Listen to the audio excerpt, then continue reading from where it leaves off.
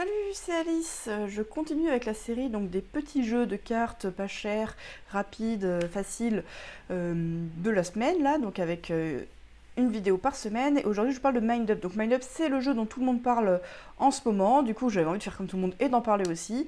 Par contre, contrairement aux deux précédents, donc à Tricks et Focus, pour moi, ça n'a pas été un super giga coup de cœur, mais ça marche super bien avec plein de gens. Faut bien l'avouer. Donc le principe de Mind Up, c'est que ça va être un jeu où il faut faire des points de victoire, avec un peu un principe de pli. On va jouer en 3 manches et à chaque manche, on va jouer sa main. Pour jouer sa main, comment ça va se passer? Ça va nous permettre de récupérer des cartes. Donc à chaque tour, il y a autant de cartes que de joueurs étalés au milieu de la table, on peut jouer de 3 à 6, et chacun va choisir secrètement en simultané une carte qu'il va poser sur la table devant lui. La plus petite va récupérer la plus petite carte, la moyenne carte, et la grande carte. Normalement on les trie, là c'est pas trié, mais c'est parce qu'on a fait n'importe quoi. Quand on récupère une carte, on va la stocker sur deux cartes comme ça devant nous. Si c'est une couleur qu'on a déjà, on les met sur une colonne de cartes qu'on a déjà. Si c'est une colonne qu'on n'a pas encore, on les met sur une nouvelle colonne. Et comme on le voit ici, en fonction de là où est la carte, elle va nous rapporter plus ou moins de points. Donc dans cette situation où j'ai des verts sur la colonne à 1 point, j'ai pas envie de refaire de verts, par contre j'ai très envie de refaire des bleus qui est la colonne à 5 points. Chaque manche, ça va être redistribué aléatoirement, mais tout le monde a la même répartition.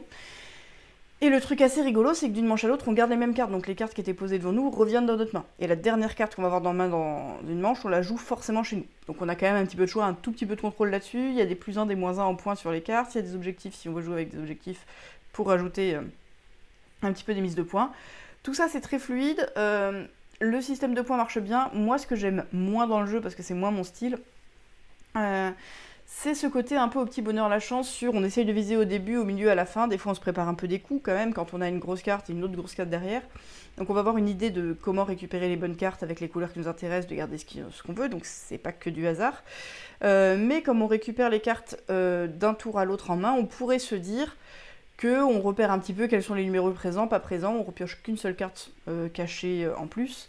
Les couleurs très présentes, pas très présentes, avec un aspect mémoire et compter les cartes. Moi, c'est pas quelque chose que j'aime beaucoup et c'est pas un format de jeu qui me donne envie de faire cet investissement. Et sans y mettre un peu l'investissement de qu'est-ce qui est possible, je trouve ça sympa, mais un peu sans plus. Alors ça marche bien, hein, voilà. Je refuserai pas une partie. Et je pense qu'il remplit très très bien son créneau de jeu jouable de 3 à 6, rapidement, avec quand même des coups contentes, des envies d'optimiser des choses, des façons de se dire ah mince, ça je me suis vautré sur des couleurs, ça peut pas marcher, comment je vais faire des points autrement ce tour-ci. Donc il y a des trucs qui sont cool, mais c'est pas le genre de jeu qui me donne envie d'y réfléchir beaucoup. Et là où moi je mets le curseur, c'est pas le must. Après, autour de moi, j'ai vu tout le monde surkiffer, donc je pense que la plupart des gens ont des chances de surkiffer, puisque c'est le cas de la plupart des gens.